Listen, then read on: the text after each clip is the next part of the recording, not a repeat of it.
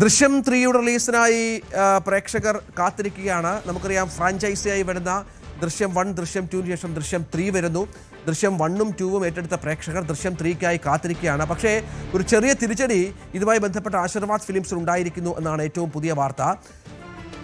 ഈ ചിത്രത്തിൻ്റെ OTT കാര്യങ്ങളിൽ അടുത്ത മാസം 15-ാം തീയതി വരെ തടസ്സം നേരിടുന്നു. അല്ലെങ്കിൽ ഇതുമായി ബന്ധപ്പെട്ടുള്ള OTT റൈറ്റ്സ് വിൽപ്പനയുമായി ബന്ധപ്പെട്ട് ചില പ്രശ്നങ്ങൾ, നിയമപരമായ പ്രശ്നങ്ങൾ നിർമ്മാതാക്കൾ നേരിടുന്നു എന്നുള്ള വിവരമാണ് പുറത്തുവിടുന്നത്. ആമസോണാണ് ഇതുമായി ബന്ധപ്പെട്ട് ദില്ലി ഹൈക്കോടതിയെ സമീപിച്ചത്.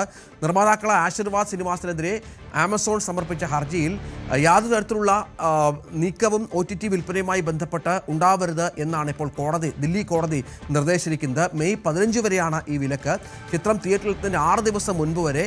അത് വെച്ച് നോക്കിയാൽ നിർമ്മാതാക്കൾക്ക് ചെറിയ പ്രതിസന്ധി ഉണ്ടാക്കും, ബുദ്ധിമുട്ടുണ്ടാക്കും എന്ന കാര്യം സംശയമില്ല. ഡിജിറ്റൽ റൈറ്റ്സിൽ അവകാശവാദം ഉന്നയിച്ച് ആമസോൺ പ്രൈം വീഡിയോ നേരത്തെ തന്നെ രംഗത്തെത്തിയിരുന്നു. സോഷ്യൽ മീഡിയയിലൂടെ ഈ മാസം ആദ്യം പങ്കുവച്ച പ്രസ്താവനയിൽ ദൃശ്യം 3ൻ്റെ എക്സ്ക്ലൂസീവ് ഡിജിറ്റൽ അവകാശം, എല്ലാ മേഖലയിലുള്ള അവകാശം തങ്ങൾക്കാണ് എന്നാണ് ആമസോൺ പ്രൈം വീഡിയോ വ്യക്തമാക്കിയിരുന്നത്.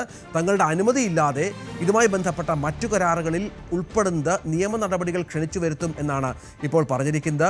ഇതുമായി ബന്ധപ്പെട്ട് ഇവരിങ്ങനെ മുന്നോട്ട് വരാനുള്ള പ്രധാനപ്പെട്ട കാരണമുണ്ട്. കാരണം ഡിജിറ്റൽ റൈറ്റ്സിലെ എല്ലാ വിഭാഗങ്ങളും ആമസോണിന് വിറ്റു എന്ന് പറയുമ്പോഴും ഇതിൻ്റെ OTT വിഭാഗം പ്രൈം വീഡിയോസിനാകും എന്ന് വ്യക്തമാക്കിയ ഒരു പശ്ചാത്തലം വളരെ പ്രധാനമാണ്. അവിടെയാണ് ആമസോൺ ഇതുമായി ബന്ധപ്പെട്ട് രംഗത്ത് വന്നത്. പനോരമ സ്റ്റുഡിയോസിനെതിരെയാണ് ഇപ്പോൾ ആമസോൺ രംഗത്ത് വന്നിരിക്കുന്നത്. മലയാളം ഒറിജിനലിൻ്റെ ആഗോള തിയേറ്ററിക്കൽ ഡിജിറ്റൽ റൈറ്റുകൾ വാങ്ങിയതായി നേരത്തെ റിപ്പോർട്ടുകൾ പുറത്തു വന്നതാണ് ഇപ്പോൾ ആമസോണിനെ ചൊടിപ്പിച്ചിരിക്കുന്നത്.